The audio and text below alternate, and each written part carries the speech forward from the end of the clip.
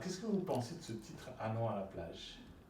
Je le trouve déjà particulier dans la circonstance. Je trouve un peu décalé et en même temps évocateur. Je trouve évocateur de... La plage, c'est aussi un endroit où on arrive après le naufrage avec les morceaux du navire brisés. Enfin bon, voilà, mais c'est aussi un endroit d'où on part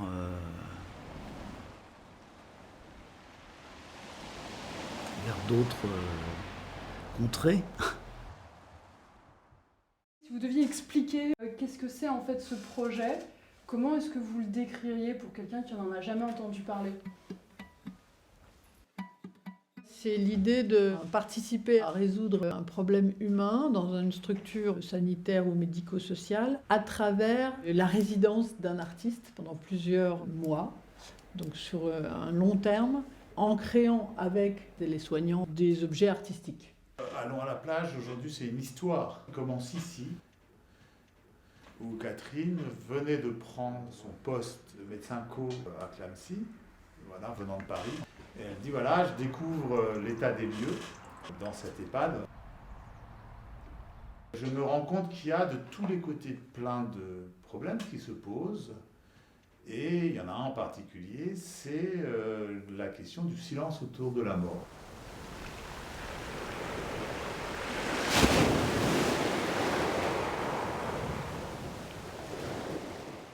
Et donc après, vous reprenez tout de suite votre boulot. Oui.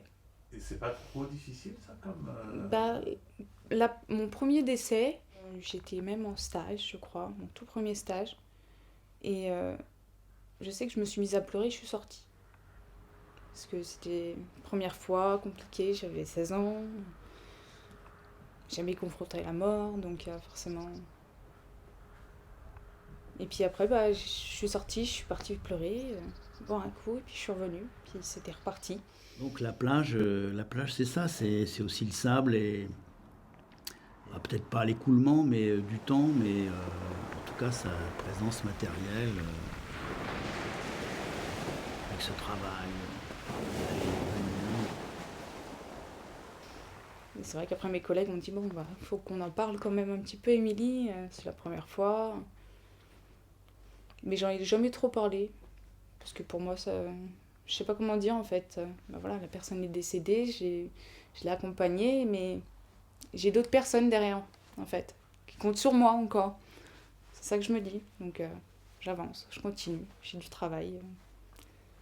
Ça peut paraître bizarre comme raisonnement, un petit peu.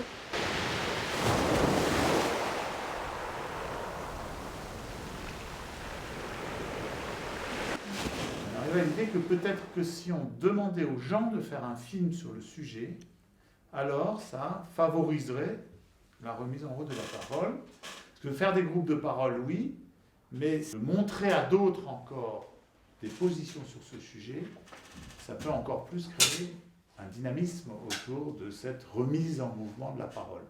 On en parle le moins possible, on fait comme si elle n'était pas partie. Bon. Est-ce que c'est une bonne méthode? J'en sais rien. Et oui, c'est un peu tabou et c'est vrai que moi, je ne parle pas de ça avec les résidents, non. Non, parce que je pense qu'ils n'ont pas envie d'y penser, tout simplement. On n'en parle pas. Et c'est vrai qu'avec eux, le côté Alzheimer, ça serait ridicule d'en parler, à mon sens. Donc on commence à développer ça, et puis ça grandit, et ça devient en fait un projet dans 4 EHPAD, et puis ça grandit encore, et ça devient un dispositif, parce que petit à petit on a fait presque un travail d'abstraction, c'est-à-dire qu'on a compris de plus en plus ce qu'on fabriquait. Donc allons à la plage, c'est ce mouvement qui consiste à utiliser l'art effectivement dans une communauté professionnelle à partir d'une histoire qui se construit. Allons à la plage. J'aimerais bien aller à la plage, tiens, ça me détendrait un peu.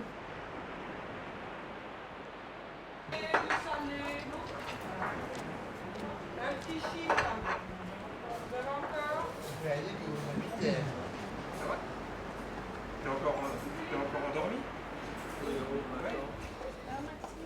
C'est bien quelque chose qui justement est artistique dans la mesure où on part du lien et qu'on va construire par découverte progressive de l'objet qu'on fabrique. Comme lorsque vous faites un tableau, vous commencez par un trait et puis petit à petit il y a un deuxième et un troisième et petit à petit vous découvrez la réalité de l'objet. Quand j'étais étudiant, j'habitais rue du Louvre. Alors je connais le musée du Louvre par cœur. Ben, je connaissais. Ben, les gens qui étaient sur le radeau, qui voyaient la mort de près, oui, ça m'intéressait avec leur figure, leur attitude. Si je vous dis la plage, vous pensez à quoi? À la baignade. Et vous allez où? À la plage à Capri, la Tambourinette. Donc ce qu'on appelle la plage de la Tambourinette, c'était vraiment une plage où on apprenait à nager dans l'Yonne. Et moi j'ai appris à nager, vous savez, avec un espèce de support, un tube métallique, une ficelle au bout, j'étais attachée et on me mettait dans l'Yonne. Moi j'ai eu affaire aussi à des gens qui avaient peur. Quand tu fais les toilettes, tout ça, c'est bien parce que c'est vraiment dans le nursing, comme on dit, hein. Tu peux parler en fait. Et là, tu apprends qu'ils sont catholiques, par exemple. Ils ne l'avaient pas dit. Voilà, tu peux dire, est-ce que tu voulais que l'aumônerie passe? Est-ce que vous voulez... Et bien, des fois, tu t'apercevais que c'était ça qu'ils voulaient, en fin de compte. Parce qu'on peut. Bah oui. Ah bah moi, je voudrais bien. Bon, à l'hôpital, en SSR, en maison de retraite, on voit les gens, voilà, effectivement, les gens viennent, ils meurent, et puis après, il n'y a plus rien, et puis c'est au suivant, et puis il y a encore une mort, et puis effectivement, vous n'avez pas l'explication avant, vous n'avez pas le suivi après, effectivement, vous pouvez être dans la position de soignant peut être dans une position de désarroi. On a tous, j'ai envie de dire, on a tous nos morts, voilà, parce que c'est la vie. Mais on en a moins. Oui, Enfin, moi, vous voyez oui. ce que je veux dire. Moi, Vous en avez moins que moi, ouais. Voilà. C'est sûr. Oui, je suis d'accord.